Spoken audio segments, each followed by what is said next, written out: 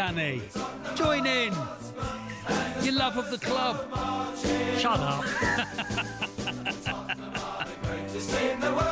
No, look, keep it going. Lovely, isn't it? It's the Chaz and Dave version, I think, Danny. First of all, I want to thank Paul Hawksby for dropping me in this. He knew this would happen. The Spurs self-flagellation show, he knew this was going to happen. Yeah, welcome one, welcome all to what is in fact Kelly and Baker here on the talkSPORT today. We got a lot to get through. Horse racing, yes. Rugby union, Yes, the elephant in the room. Tennis, yes, the very large pachyderm en salon. Welcome aboard, everybody. I'm Danny Kelly. He's Charlie Baker. He seems to be enjoying this a bit too much. I'm not enjoying it, Danny. It's just so Spurs. It's so Spurs. And you know it is, and you told me why it was. We'll get into it. Get into that, indeed. So, welcome aboard, everybody. As I say, we are going to be bringing all the big races from York today. And we'll be joined by boxing guests, rugby league guests, as always. And we'll have the big quiz that I understand so many of you are obsessed with. And we'll talk about Celtic and their failure to pierce the defences of Kairat last night in the first leg of their Champions League qualifier. So what else does that leave us to talk about, Charlie, my son? Spurs. Okay. Spurs, Danny. Spurs. I know. All joking aside, I know you are pretty furious about this whole situation. Let me go through this. Now, there'll be plenty of people who support Arsenal, Chelsea, etc., who are listening in now to hear how embarrassed I am. I'm not embarrassed because I don't do embarrassment. I don't like embarrassment. I don't like guilt. I think they're useless emotions because they don't bring you any energy. I am angry, and if you go listen to the Spurs podcast, do the View from the Lane, I've just done that, so I've had an hour to get some of this off my chest. Yeah. The episode is called "I'm Bleep Bleep Furious," and it does alliterate, yes, indeed, because whatever. Look, first of all, no, as an Arsenal fan, he can do what he likes. Arsenal are entitled to hijack whatever deals they like, but for the Spurs hierarchy, for the second time in 8 weeks, to make a complete dog's dinner. No, I'm just checking with Fido. No, he wouldn't eat that. It's too horrible. He's not having that. A complete dog's dinner of a public transfer and doing it in the full glare of publicity as well is unforgivable in many ways. And I'm going to say this about it, Charlie. The propaganda that comes out of the club is that Daniel Levy is this great negotiator. Sorry, Simon Jordan. We're mates, Simon and I, but I don't agree with him. He's a terrible negotiator because a negotiation is something that's successful if everybody gets what they want at the end of it, or at least some variant of what they want. Spurs are not getting these big transfers across the line.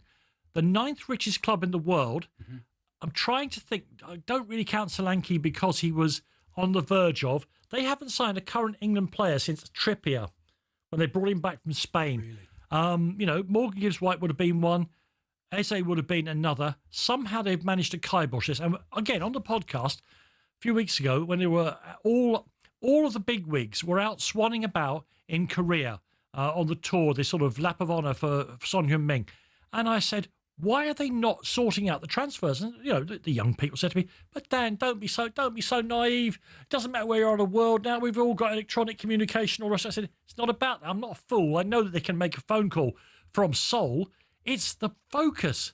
Yeah. You shouldn't be out, getting, a massage and eating the sushi or whatever it is they have in South Korea at that time of the year, when you should be behind your desk sorting out the Spurs squad. Because here's the problem. Spurs won the Europa League, but they were miles behind in the Premier League. They have since then lost Maddison for the season. Son has gone. It is arguable. No, it is a fact. They have a weaker squad now than what they had at the end of last season when they finished 17th. What are they going to do about it? Messing about with transfers for week after week after week after week. Pay the money. Big club. Right. No, last thing on this before I get Charlie speak as well. I promise you all, by the end of this transfer window, there will be, obviously, there's going to be a record amount of money spent. It's going to be something like $2.5 billion. There's also going to be a record number of transfers. Clubs are becoming more and more American, and they turn over the staff, because they've got American owners, they turn over the staff each. Liverpool will have signed 7 or 8 players. Chelsea, 10. Manchester City in the last 2 transfer windows have probably brought in 10 players, and so on.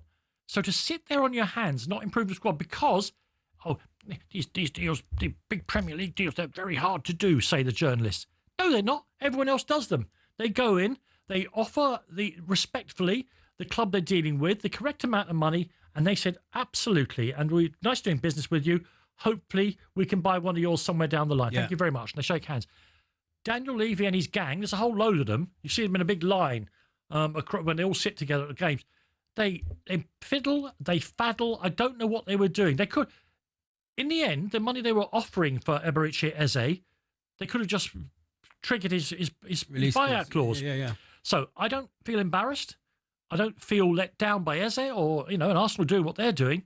I am furious that Spurs, who are supposed to be this well-run club, can't do the simple thing, the most important thing, and that is to improve the playing side of the team. I think the embarrassment for fans comes about because it seems so public.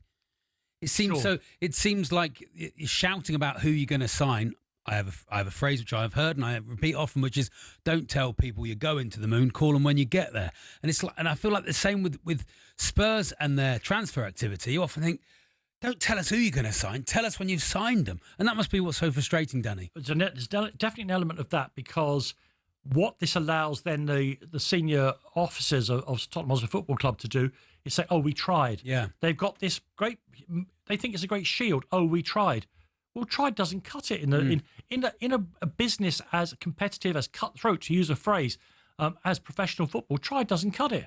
You get it done. Yeah. And then, as you rightly say, you boast about it. Now, on the other side of this, just so Arsenal fans know I've not lost my mind, I think it's a great deal for Arsenal. 2 reasons. One, he's a bargain. The money you're getting for a tried and tested Premier League player. I was amazed at the fee, actually. It's a bargain. Yeah. Secondly, Spurs spent 3 weeks trying to do the transfer. In 3 hours, Arsenal solved their 2 biggest problems. 1, Martinelli is not quite up to the speed of the rest of the team. And 2, they are a tiny bit predictable in attack. Eberechi Eze solves both those things for 68 whatever million quid it is, and solved it in 3 hours.